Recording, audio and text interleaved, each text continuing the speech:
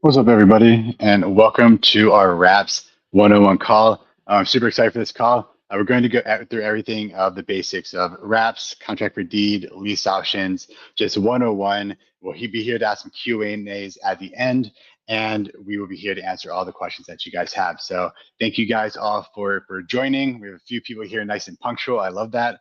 I'm currently commuting down to Texas. I'm moving from Kansas City to Austin, Texas. So I am somewhere in Dallas right now, here to give you guys this presentation.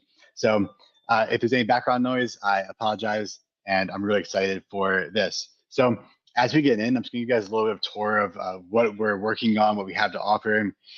So my goal with this is to get people that's up to par with RAPs, lease options, contract for deed. I think this is one of the best exit strategies to hop into as your first buy and hold strategy. I think that a lot of landlords are burnt out. I mean, they don't like dealing with tenants and toilets and all the chaos that comes with that. And so we see a lot of landlords who want to add this exit strategy to their portfolio and to just their tool, having it as a tool in your tool belt. Because at first, my belief is I love stacking cash flow at the very beginning. I like to eliminate headaches, stack cash flow.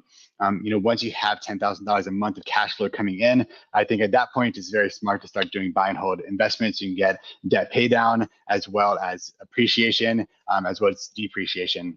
But for today, we're going to be talking about everything RAPS 101. I'll go into everything, all the reasons that I really enjoyed this exit strategy, and we'll be here for some Q&A as well. I'm going to share my screen. There's a few things you guys can tap into. Give me a moment to share.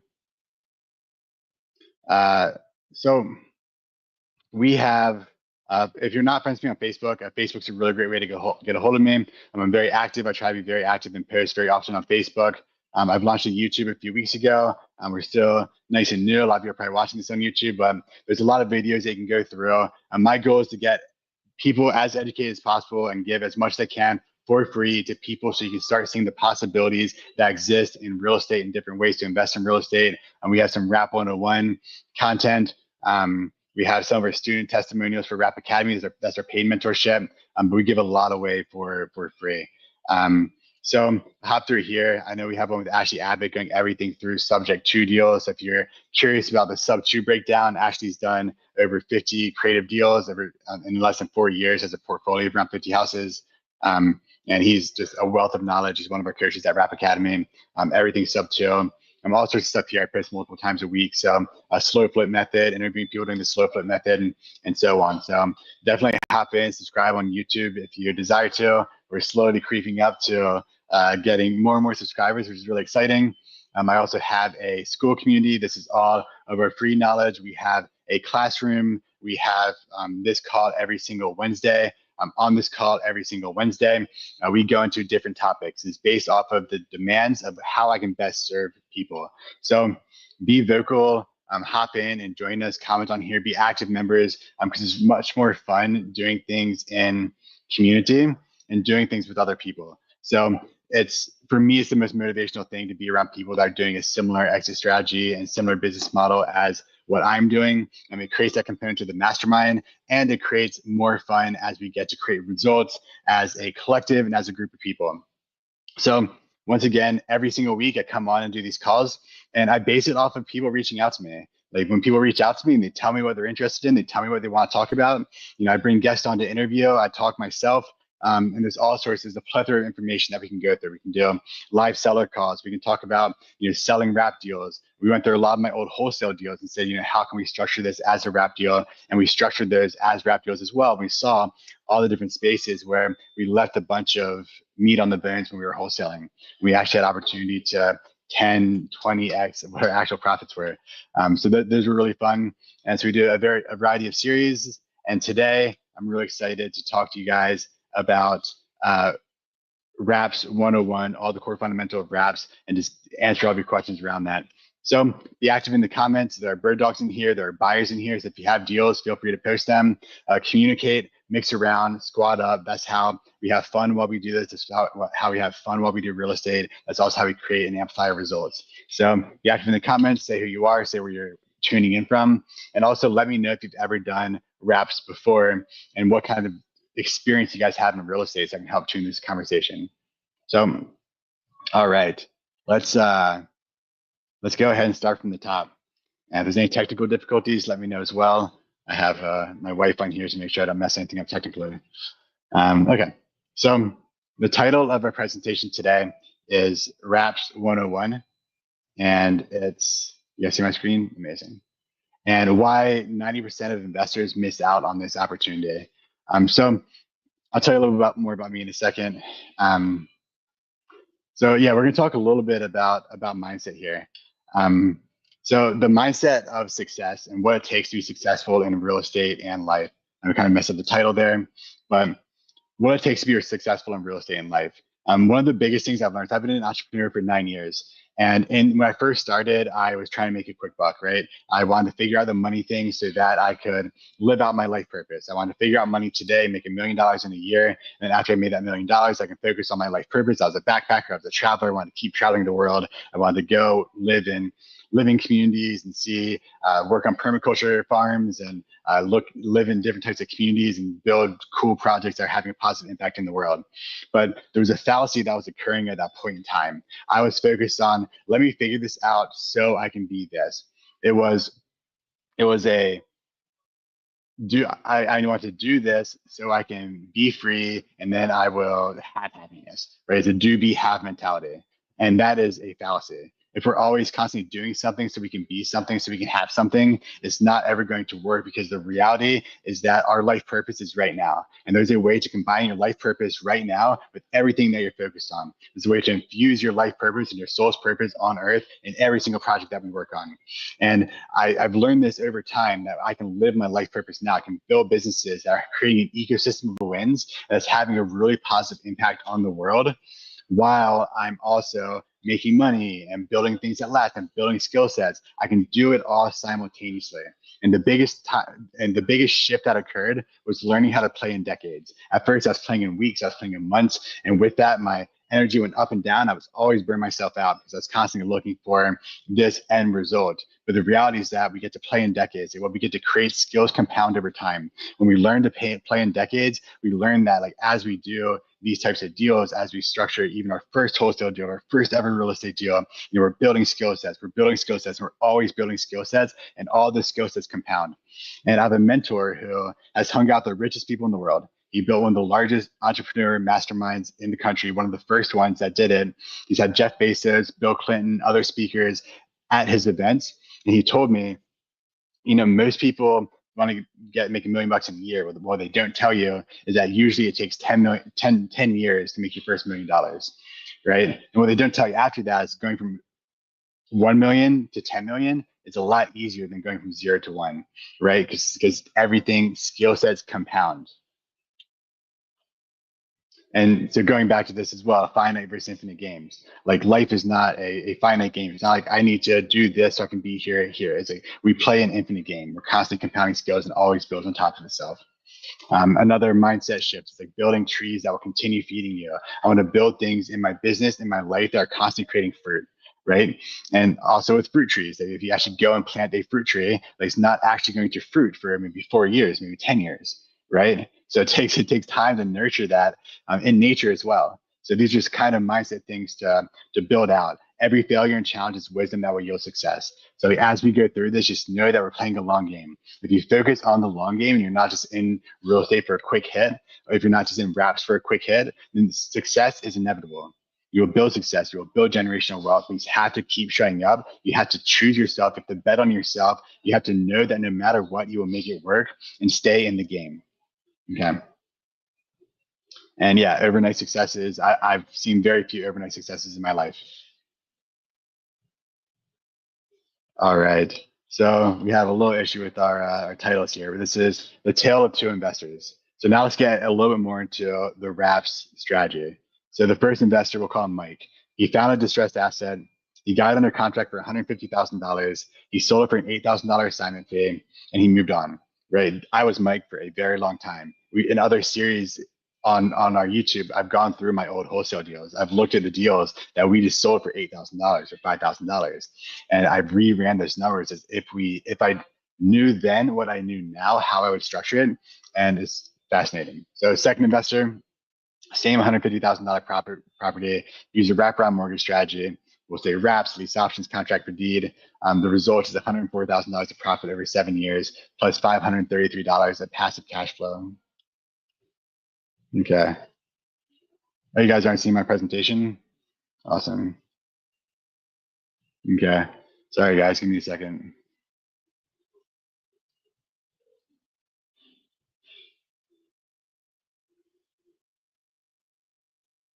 Every week I have a little bit of technical difficulties with StreamYard.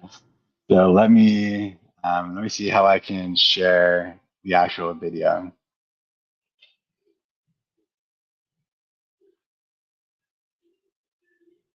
Okay. Present slides in PDF.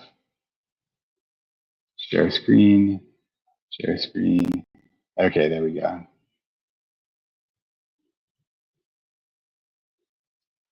Cool. Thank you, Courtney. I saw your WhatsApp. Okay, so let me add this now. Okay, great. We now see the presentation. Sorry, y'all. Every week I get a little bit better at using StreamYard and using it in the right way. So all of my repeat people, thank you guys for bearing with me in my new technological skills. So these are the numbers I was talking about. Found a distressed asset. So the first one's a wholesaler. Second one is a buy and hold investor. And you can see that we went from an $8,000 assignment fee to at least $104,000 of profit over 7 years. And oftentimes we can still get that $8,000 upfront if we structure it in the right way. All right. So a little bit about me. Courtney, just text me if there's any other technological issues on WhatsApp. Okay. A little bit about me. So I've been in real estate for a little while. We've done over 200 real estate transactions. A majority of our transactions have been in the Kansas City area. I've been very focused in on Kansas City. We were wholesaling tons at the very beginning, and then we found the exit strategy of selling on wraps and lease options. We really just fell in love with the strategy. This strategy for us was, it checked all the boxes. You know, and when we first started, we were just wholesaling random deals, right?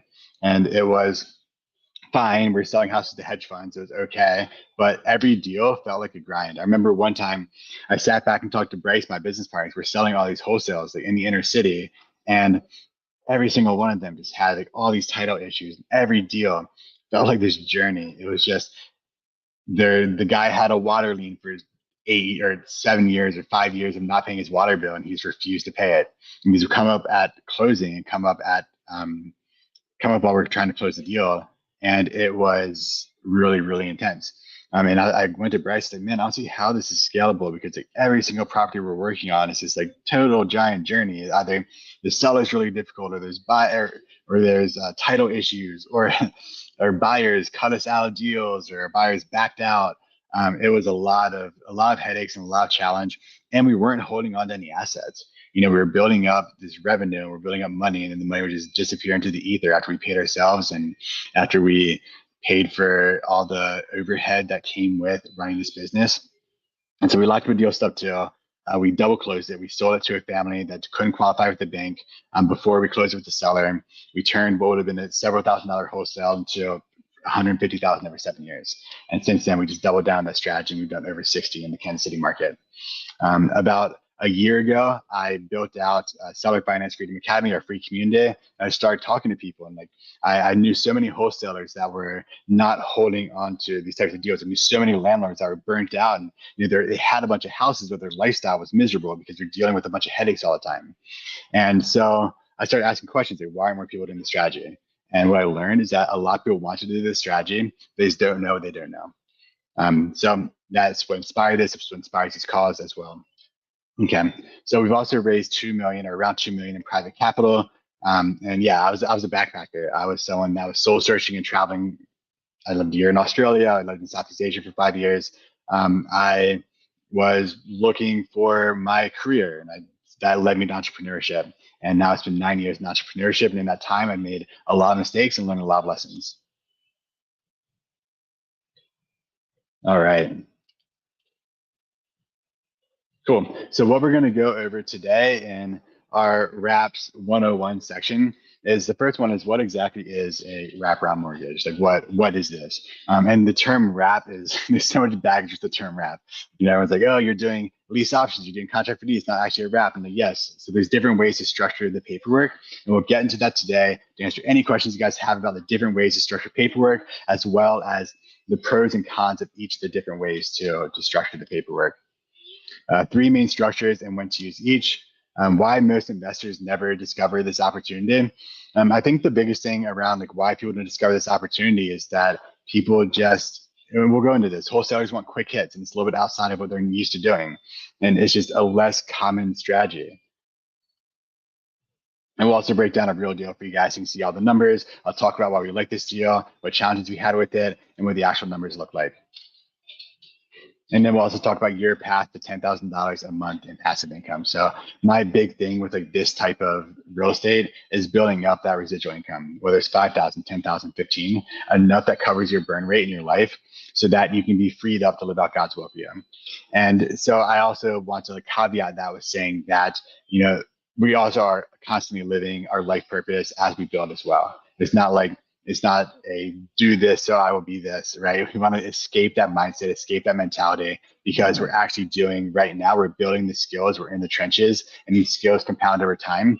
And then once we have $10,000 a month of residual income coming in, we're then freed up to apply those skills in a different way. And some people might want to just double down and do 100 doors. Some people may want to go to larger asset classes. Some people might want to bring their kids on a mission trip to Colombia and not have to worry about being in front of their computer, right? So there's all these different possibilities that become available to us. And it's not all about the money that we get, but having enough money to cover our burn rate allows for us to take a step back and breathe and really just decide what our next thing is. And I challenge you to really focus on what you want your dream life to look like, what your actual dream life looks like. In our school community, we have a free thing called the Foundations. It is an AI questionnaire that's going to help you build out your life vision and actually know how much money you need to make to fulfill that vision. It's a really cool things I highly recommend looking at that if you haven't already. Okay, so first question, what is a wraparound mortgage? So the simple definition is that I become the bank for families who can't qualify for traditional financing. Not who can't afford it, it's who can't qualify for traditional financing. So we become the bank.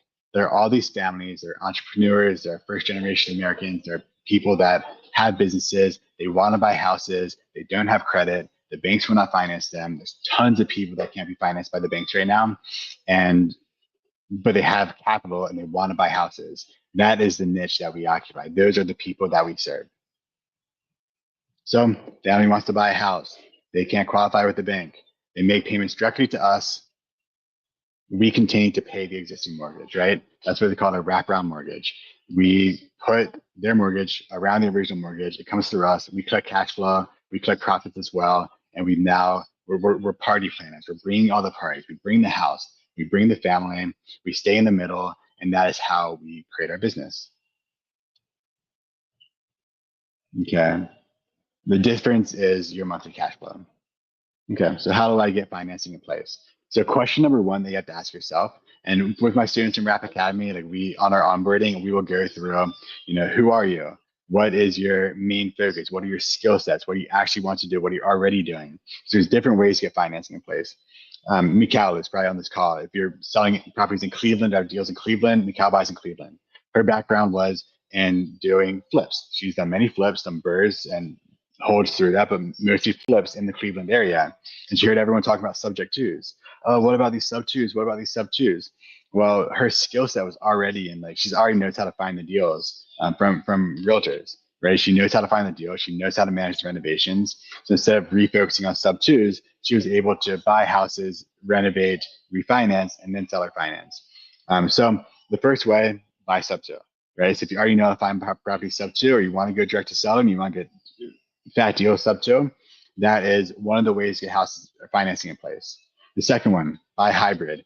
I spelled subject to wrong. So buy subject to, and then mix that with seller financing. We've done a lot of hybrid deals. When we do hybrid deals, we tell them the mission of our company. We seller finance families that don't qualify with the banks, and that's what your house is going towards. People get enrolled in the vision of what we're creating, the impact that we're creating, and they're willing to finance their equity so that we can to support the mission of our business, right? So hybrid, subject to, mixed with seller financing.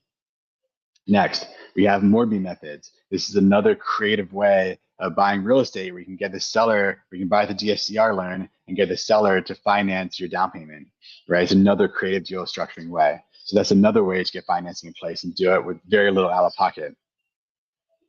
You can buy with seller financing, straight seller financing deals. Some of our best deals ever were straight seller financing.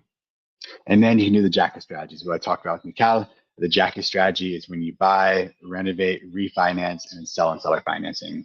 You wrap the bird. All right. Final ways you can buy traditionally. I don't really recommend buying traditionally, but you can definitely buy traditionally. And there's different ways to get creative with your lendability as well. So step number one, we get a house, we get long-term financing in place. Different ways to structure it. All right. So we double down on wraps and lease options. If you guys aren't already in the school, you can check this out right here. And I'm going to check on any questions that we have right now. But this is, I already talked about why we double down on wraps and lease options. I can share about why I see this as a blue ocean. A lot of the families that buy from us are first generation Americans and entrepreneurs. There are tons of them. It's one of the fastest growing demographics in the country. There's tons of people that don't qualify with the banks. They want to buy houses. The banks won't finance them. So there's all these people that want to buy. There's low demand. And always, as I say, like blue oceans don't last forever, right? I'm here talking about it. So it's an opportunity to capitalize. Money loves speed. And when opportunities exist, it's time to double down and take a step into those opportunities or you're going to miss it. Right? The people that sit on the sidelines, they saw the internet bubble coming on, where they saw the internet revolution happening. There's tons of opportunity there. I know people who bought, one of the guys that sells houses for us, he bought tons of domains, virtual or digital real estate. He sells those domains like years later. AI revolution. There's all these revolutions that happen, but you have to take action. You can't sit on the sidelines. You need to figure it out, take the first step and do it before everyone else is doing it. Right now, with the current state of the economy, with the current interest rates that there are, there's a huge opportunity here where traditional rentals don't work, right? In a lot of places. In California, they buy for appreciation, right? They're going to lose money so they get the appreciation. But like traditional rentals don't work as well as they used to because of the high interest rates. This is an opportunity to sell a property for higher than market rents, collect cash flow on deals that wouldn't cash flow, and have it be passive after you do it. So these are opportunities. They don't last forever. They're here right now. And this is a blue ocean. But you have to capitalize on the blue ocean. You can't sit back and paralysis analysis and say, oh, well, our brains are designed to keep us safe and not happy, right? So like our brains are like, oh, scared. When I first did my first deal, like I was scared. Like when I first started doing wraps, and when I first started doing the jacket strategy, I had two different partners. I partnered with a mentor and I partnered with a guy in Kansas City. I partnered with three people actually, because I was scared to put the long-term financing in place. I've never done it before. I've never owned the houses. I just did straight wholesales. And then when we did our first sub two wraps, I double closed. I found the buyer, brought them to the closing table, and then we double closed with the seller that we're buying sub two. Right. And then after we did a few rounds of that, I got more comfortable with it. And then I just take down the properties. But when I did my first jacket strategy, we didn't have the experience in rehabbing. So we partnered with three different people, and all three of those partnerships were pretty challenging. One in particular was extremely challenging, where the people got really crazy on us, and it was really intense. And so that's how we learned. I didn't want to have the risk of taking down deals. So join a community, come be with people that are already doing it, because the blue ocean exists right now. The opportunity exists right now, and we are living within the opportunity, and you will miss it. If you don't take action, you'll miss it. Okay, I see Courtney said switch slides. I'm not sure what that means. You guys can all see my presentation now. Oh, my slides are off. Amazing.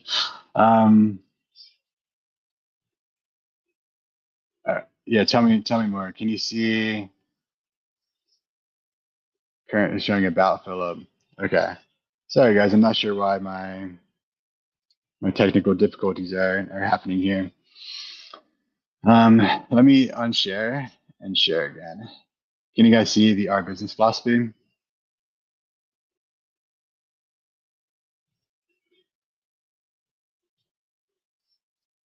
Give me a thumbs up if you can see our business philosophy. Okay, amazing. Great. That's the one I was talking about. Okay, cool. And Courtney, if it's not moving, just shoot me a message and let me know. I'm having a bit of technical errors with with the slides. Anyways, Blue Ocean opportunity now. Join our free school. Get with people doing it. And yeah, and it's it's one of those things where you're being around people that have already done this is it's the borrowed confidence that you need, not always, but like that I needed to start doing these deals. And there's so many ways to do it, but being around people that are doing it and also being around people that believe it's possible and who are doing it is going to we're the product of the five people we spend most time with, right? And so much of this is mindset. The core ideology around it is not, this real estate is not rocket science. So like it's not rocket science. There are ways to do this. We're not doing anything absolutely insane. There are things that we have to figure out. There are things that we need to learn. There's scariness to it because there's different moving parts that we're not aware of. Um, Anyways, okay. Cool. Sorry about my slides, y'all. Courtney, please let me know if my slides are not moving. Okay. So, next question. How do I make money? So the three ways that we make money on these types of deals is we make money on the down payment. So when the family comes and brings us the down payment, we keep that. Then we get paid every single month. And then whenever that family sells or refinances, there's equity in each of these notes. Okay. So there's going to be equity inside of each note. And we also capitalize on that equity. So for example, I buy a house for $100,000 sub two. I give 5,000 to the seller. I sell it for $170,000. I get 20,000 down. That 15,000 is mine. And that's a cash flow.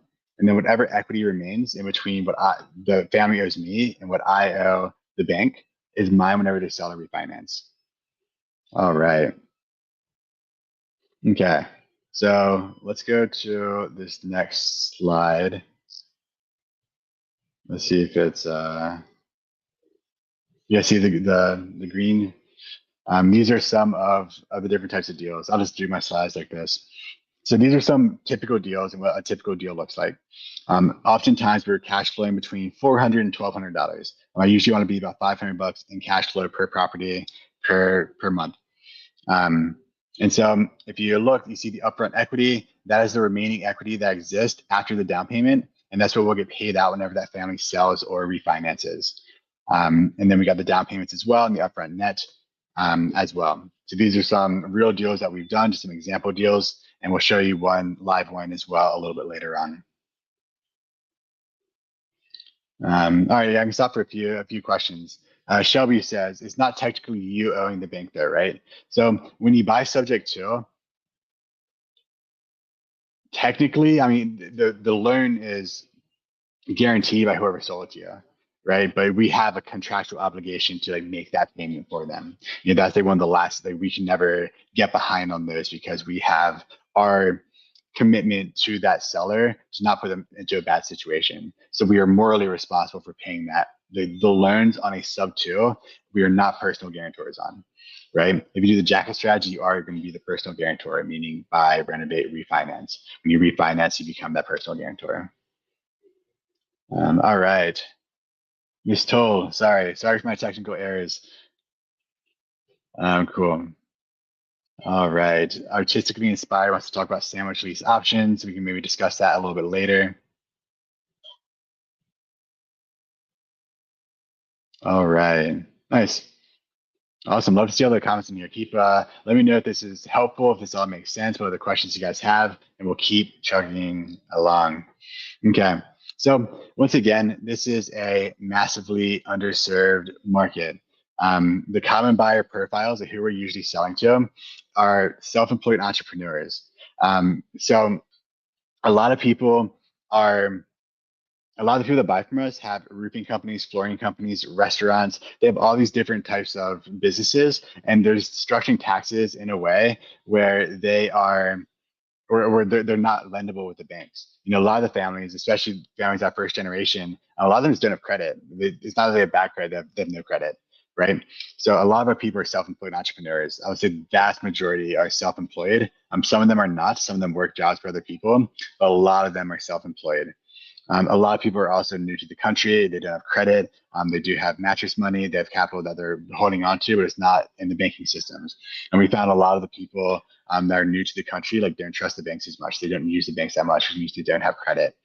Um, some people just have inconsistent income documentation. They're 1099 employees. They work for companies that are paid out on commission, and it's not enough to get the banks to finance them. So, and they want home ownership. And then also, these families are willing to pay a premium because they're buying a path to homeownership and not just a place to live. So these families are looking for a pathway to homeownership, right? And we're giving them that pathway. And we have different ways to structure that pathway to homeownership. We can rent to them. We can sell it on lease options that give them the option to buy in the future, or we can give them a true seller financing deal. So we are what the value that we provide is that we are giving people an opportunity to own homes when the banks are not. And another like additional caveat here is if you look into like back in 2008, right, there people say, oh, why aren't you doing like risky mortgages? And the reality is that our families are extremely good at paying. We've had very high success rate, over 90%. And the two families we had to get rid of, they gave us the keys back. And if we had to get rid of other ones, we structured in a way that's an eviction. So in 2008, everyone and their mother could get a mortgage or multiple mortgages. If you haven't seen The Big Short, The Big Short's a really, really good movie and a good book. Okay. All right. Onwards. So we're going to talk about the different ways to structure these deals. And this is about the paperwork on the closing side, right? So on the sales side, when we sell to somebody, the biggest question that we have is who gets the deed, right? And so the first answer is on a true wraparound mortgage, deed transfers to the buyers. It's great for selling the notes later. There's pros and cons to this. So for selling notes in the future, if you're selling, because when you create a note, when you create paper, like most banks that create traditional financing, they sell that paper, right? They originate it and they sell it. So sometimes we've sold several notes. And so when you sell a note, a lot of the note buyers are looking for you to structure it in a very, very similar way to how the banks are structuring it. And there's pros and cons to this. One of the cons is that the foreclosure is required if they default. So all of our friends in Texas, you have to sell in this way, a true wraparound mortgage. Because in Texas, lease options aren't allowed. I believe contract for deeds are allowed. I don't know the caveats of contract for deeds in Texas yet, but I know lease options are not allowed. There's one guy that teaches lease options in Texas. I have not gone through his stuff, so I guess there's a way around it. But a true wraparound mortgage, deed transfers, is really good for selling the notes. Foreclosures are filed is required if they default. You cannot write off depreciation. There's no way to write depreciation off. The ownership, all ownership roles go to the buyer, so they're responsible for all repairs. They're responsible for everything, just like their homeowner, and they also get the ability to write off that depreciation. Families have home ownership mindset and responsible for all repairs and maintenance. The buyer is responsible for everything. So code violations, insurance claims, all goes through the buyers. All right. Numero dos. Contract for deed, land contract, agreement for title, agreement for deed. So a contract for deed is you keep the deed until it's paid off. So it's a contract. When that contract is fulfilled, deed transfers, right? So we sold a lot in this manner. There's more control for the seller. You can talk to your eviction attorneys. Our eviction attorneys will allow for student eviction on this instead of a foreclosure. And I believe in most states it's very similar. So eviction versus foreclosure, which is great. We prefer to go through an eviction in Kansas and Missouri than a foreclosure. Also, no depreciation benefits. So the tax benefits are not there. And this is one of the things where people ask, oh, I want to get depreciation benefits also. And I want to, and we can't have our cake and eat it too.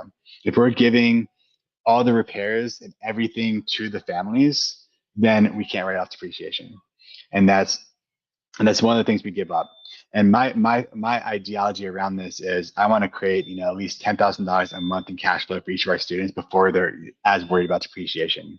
If you have a really high earning W-2 and you really want depreciation, you can throw a few rentals in there so you can capitalize on that depreciation or short-term lease options. Okay, families still have a home ownership mindset and they're responsible for all the repairs and the maintenance. The code violations will come to us because we are the deed holders. So we just had a recent one, tree fell on the house, family let us know. We need to be in between them and the insurance providers to get that insurance claim filed, although they're responsible for paying that deductible. Okay. So yes, insurance is in your name, it'll go through you. If you do a true wrap, then they have everything, they're responsible for everything. And you can think of a true wrap as a traditional mortgage. If you buy from a bank, like you're buying in a very similar manner. Okay. Next, lease options. So for a lease option, you remain the landlord with the option to buy, or you remain the landlord, the seller has, or the buyer has the option to buy. It's a lease and an option to buy. This has the most control for the seller. This is an eviction versus a foreclosure. And then you do get depreciation benefits if you do a short-term lease option. So we do 30-year lease options periodically. And for that, because the family has responsibility for our repairs still, we can't write off depreciation, right? Because once again, we can't have our cake and eat it too. As much as I would love to, there's not any way around that because in case of an audit, it's going to look like a mask sale. So families still have home ownership mindset and they're responsible for repairs and maintenance. It depends on how you structure the lease options. On our 30-year lease options, the family still have responsibility for the repairs and maintenance. If you do a short-term lease option and you're writing off depreciation, you need to be responsible for repairs of major repairs, right? So that's one of the give and takes for a shorter-term lease option versus long-term contract for deed or a wrap. If you guys have questions about that, put in the chat and I'm happy to answer questions. But just to reiterate, if we're doing like a 3 to 5 year lease option, we need to be responsible for major repairs. And we are able to write off depreciation as well. Okay. All right. Let's take a little break before we go into why investors miss out on this. And I'll answer a few questions. Okay. Artistically aspiring is asking sandwich lease option since you're staying in the middle. So a sandwich lease option is a different model. So the sandwich lease option is when you buy on a lease option. So you're going direct to seller. Say that you go and you see people with for rent on Zillow. You call them. You say, hey, I want to rent from you, but I want to do it as a lease with an option. And then you create a new lease with an option that you sell it on. So your underlying structure with the seller is a lease with an option. And when you sell it on the lease with the option. So maybe you're paying the seller $1,000 a month PITI. Maybe you're receiving $1,500 a month PITI, right? And maybe your option price that they can buy it at is higher, etc. So that's what a sandwich lease option is. When we're buying it either subject to or with seller financing. The deed transfers to our name and we're the owners of the property. Let me know if that makes sense. If you have other questions. Okay, the Dog King is asking how we find the underserved market of buyers.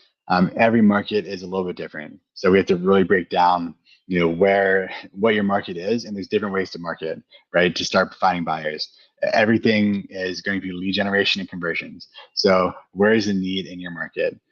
We work with key agents. We go marketplace, Craigslist, all these different ways to find buyers, and I'll go through that in future calls. This is Wraps 101. In the future, we'll do part 2, part 3, and we'll talk about that a little bit more. Okay. Rachel is asking, have you seen any decline with people purchasing because of all the things going on with immigration and deportations? So this is a great question. And right when we first started right when the election changed, we were seeing a slowdown for probably about 6 to 8 weeks. Things slowed down a lot. There's a lot of hesitancy in the market about buying because of all the stuff going on with ICE. Since then, things have picked back up a lot. And everything's seasonal as well. Like when school starts, you see a bit of a lag. When it gets really cold in the winter, you see a little bit of lag. So there's different lagging points. Summers are really amazing, but constantly there's people buying. What I'm seeing in Kansas City is more and more people are doing this now. We taught people, they taught people. So there's a lot more. Well, more of what we're seeing is there's more supply, especially in Kansas City, but there's still really high demand. And people move to Kansas City to buy houses in this manner.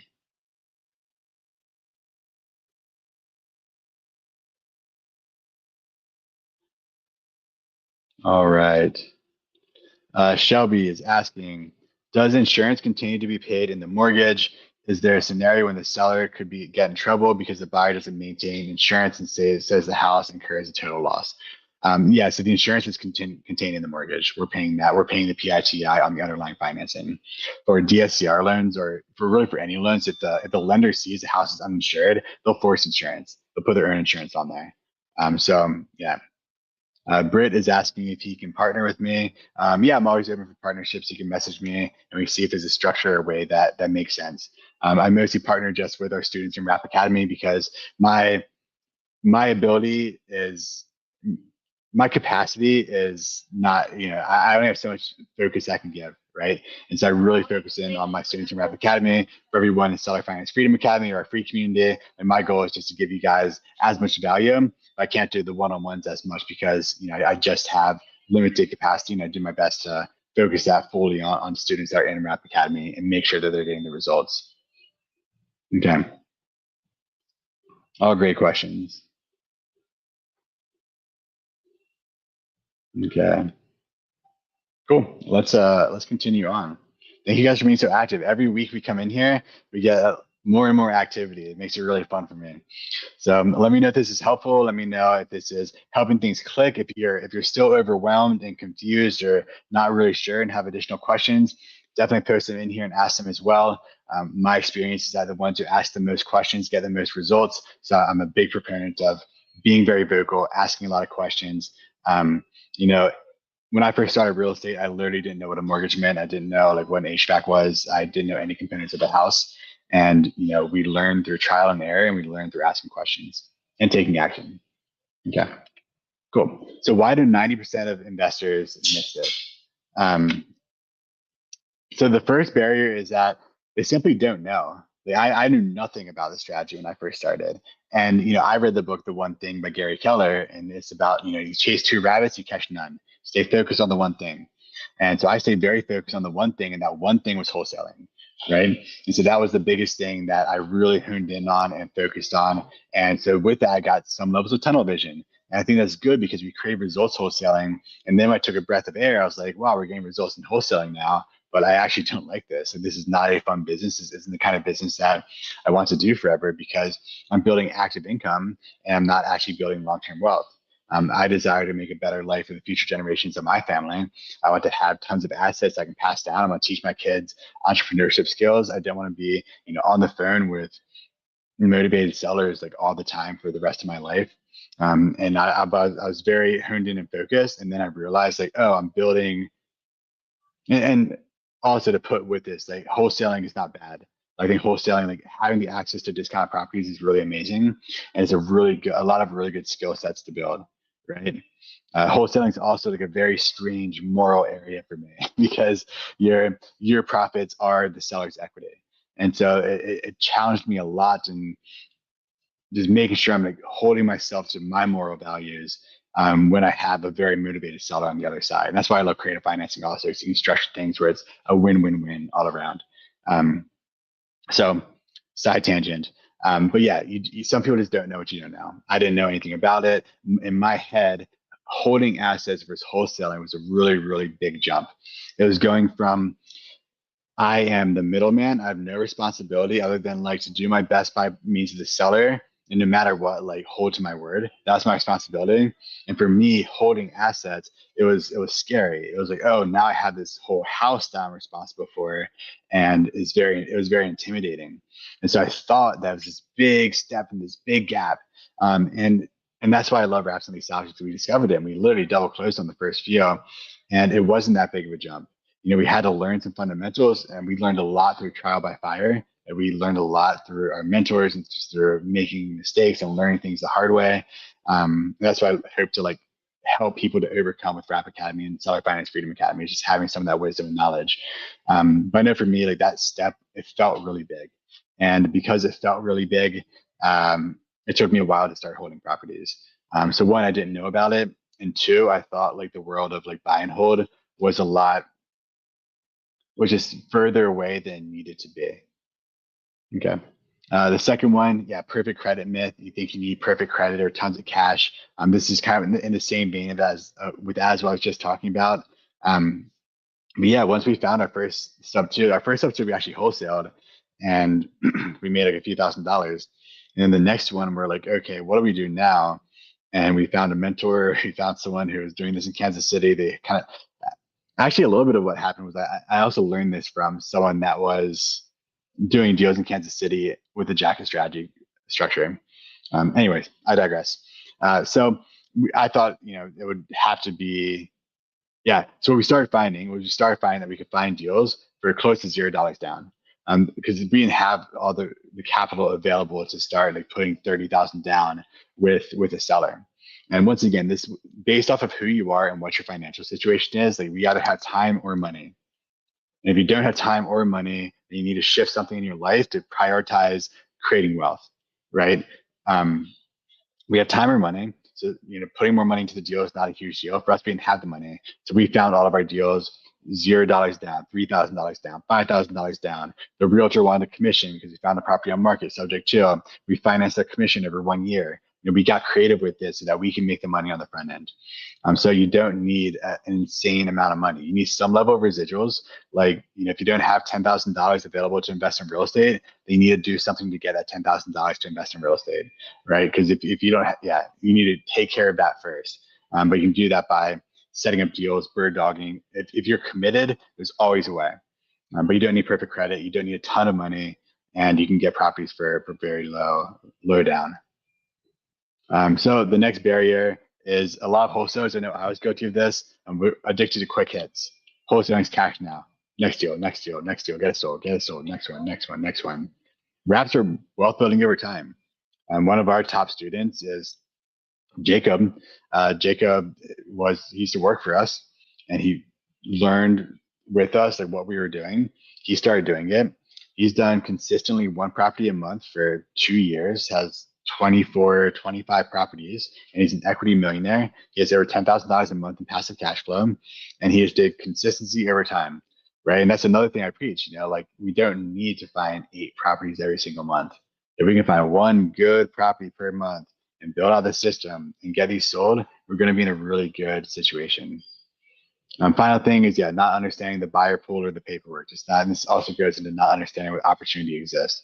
And that's stuff that we try to help with all of our YouTube content and Seller Finance Freedom Academy. And then when you're ready to double down, like join Rap Academy, you'll have direct access to me. You'll have a mentorship. We'll build out a plan of action. We'll do a full business audit. We'll set up a 90-day goal. We'll get everything set up to create success. Okay. All right. Cool. Now we're ready to look at a deal breakdown. So let me remove this and I'll go over a deal that we just got under contract to sell. I'll kind of walk you through the process on these. Okay, let's present. Okay, is this helpful for everyone? Any questions? I hope this is giving some levels of value. I know oftentimes, when we're in these spaces, we're drinking from a firehouse or fire hydrant, whatever, and it can be, you just have to swim in it. You just have to be like, ask the question, swim in it, whatever. This is high level stuff as well as like a little bit of granular in the weeds, and also with paperwork and everything else and how to structure it. Like the first thing is always learning how to underwrite. Like it all begins with learning how to underwrite deals because then you start seeing the opportunities. So understand like how we're underwriting it. I actually just built out a free tool for underwriting.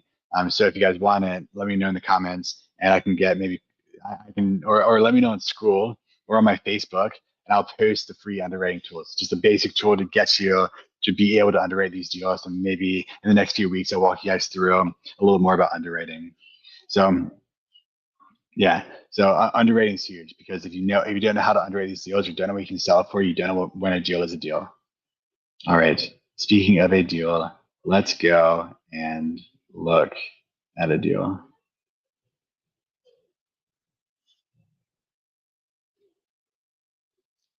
Can you guys see my deal maker?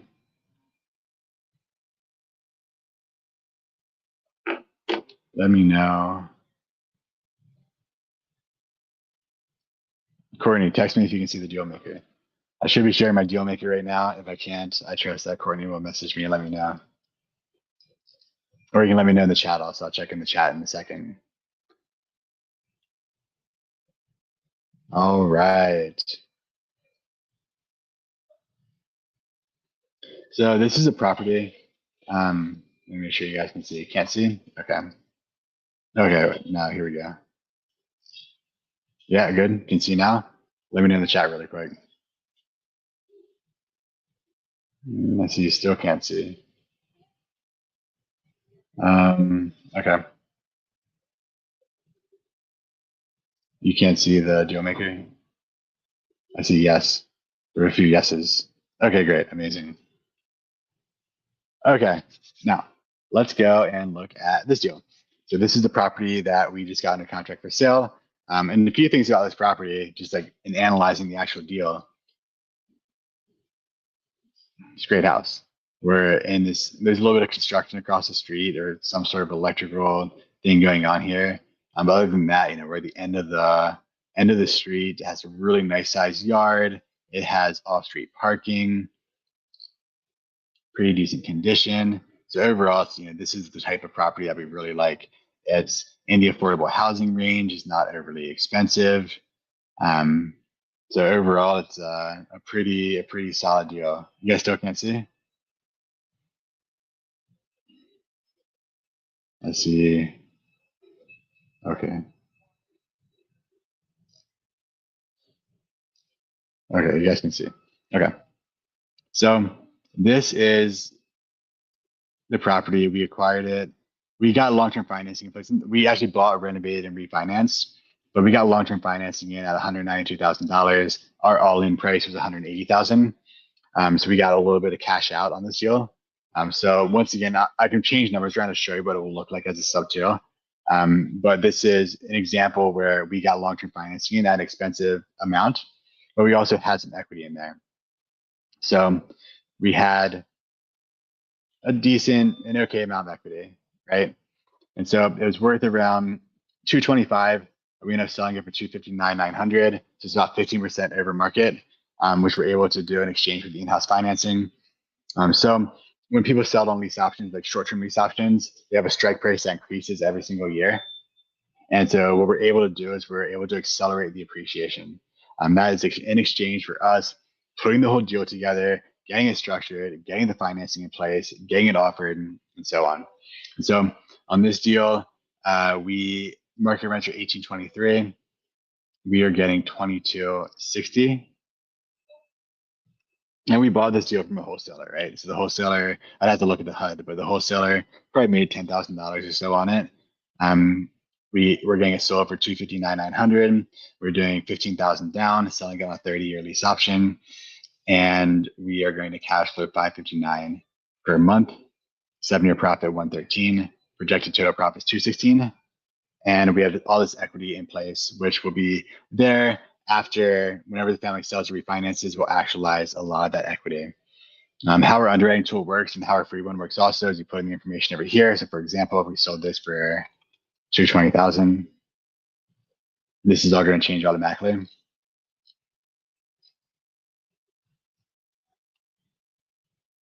Yeah. And so we fill in this information, we play around with it to price it in the right way. This is a pretty standard deal. You kind of saw the screenshots in our other deals as well. And we have deals sometimes that aren't, that have less cash flow, but we usually want to be at or above 500. That's an example of a deal. I mean, what the deal is, what the numbers actually look like. So if it was a sub 2, then we probably would have bought it closer to market value. So let's imagine this was a sub 2 we bought for full market value, but we got it for 3% interest. If that were the case, then we'd be cash flowing $1,000. Let's say we got it for, you see the numbers changing over here. So, that would be basically us buying it for $45,000 more expensive. We'd have less equity, but we'd have more of that interest rate arbitrage. So that's how these work for, even if it was 5%, it would still be like really nice cash flow, good deal, and so on. So that's kind of how they're different when you buy sub two versus doing the jacket strategy where they work both ways. You just have to play with the numbers and kind of see, is it healthy or not.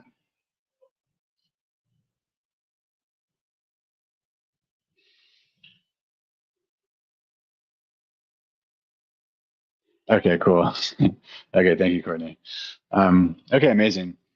So that's most of my presentation. I can kind of talk to you guys about just for motivation, like some of like the success stories that we've had with our students. I'm constantly hunting down success stories. So if you look here, this is a photo of Dan and his first rap that he did. He seller financed a family in Alabama. He had some bad flips. He refinanced and salvaged some really painful deals. You see Chris Morans, he was an appraiser. He's done 3 deals since joining Rep Academy. Kyle's done 3. Jacob's done 25 since age 25. Braden and Jonah have done 5+ in total virtual, and they're working on a few in Indianapolis and building out the systems in Indianapolis. Eli's getting his first one to the finish line. Aaron's gotten 2 done. So it's one of those things where like it's just about doing it. It's about taking the action, asking the questions, learning it, and being surrounded by people that are doing it, so that you can, it's doable. Dan's in Alabama, Chris is in Tennessee, Kyle's in Texas, Jacob's in Kansas City, Braden and Jonah, Indianapolis, Utah, Eli, Tennessee, Emirates in Canada, investing in Texas, right? So half of these people are doing remote markets, half are doing markets that they actually live in. So it's like the opportunities there, the opportunities now. It's really fun to see people opening up new markets with this, because there's a lot happening in Kansas City for sure. There's a lot happening in other markets also. Different Texas markets definitely as well. But I see people doing this in all sorts of different markets. And so anyways, good results, good potential, good possibility.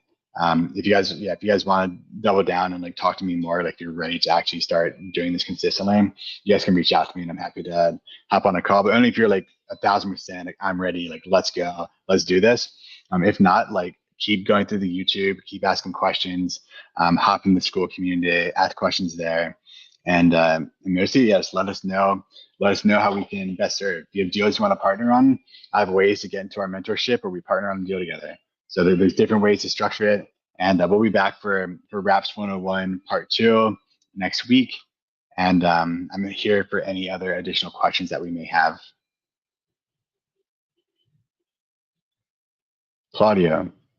Claudio says, does it make sense to buy $300,000 properties with 30,000 down exit? What's the most entry you do for turnkey?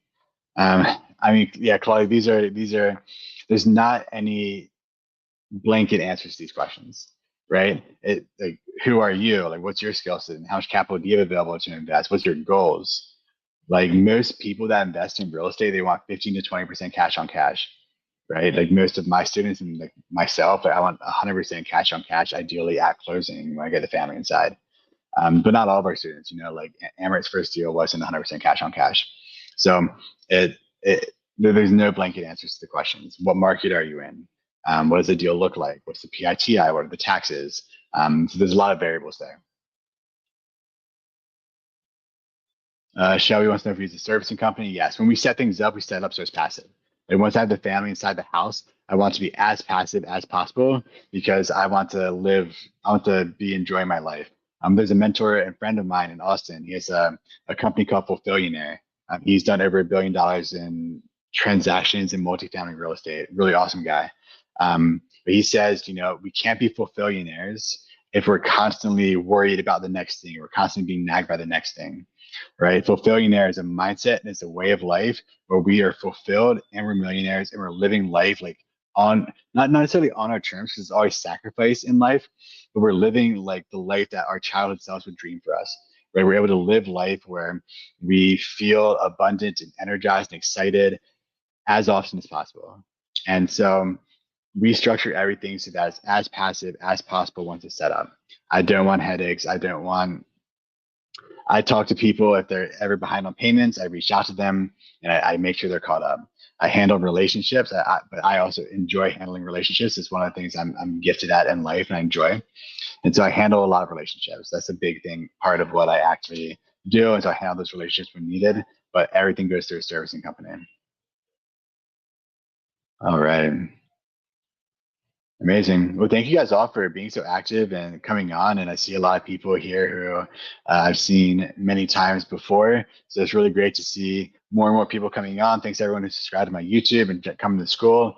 It makes it really, really fun to just do this stuff in community and do it together. And also just to see results, to share your results also. It's my mission and purpose and vision with Rap Academy is to get people to tier one financial freedom, as many people as possible.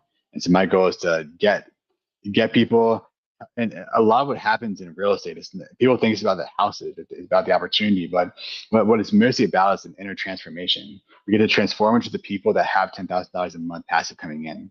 For some people, that feels like so far away, and it's all mental and it's all internal. So the internal state is what dictates everything.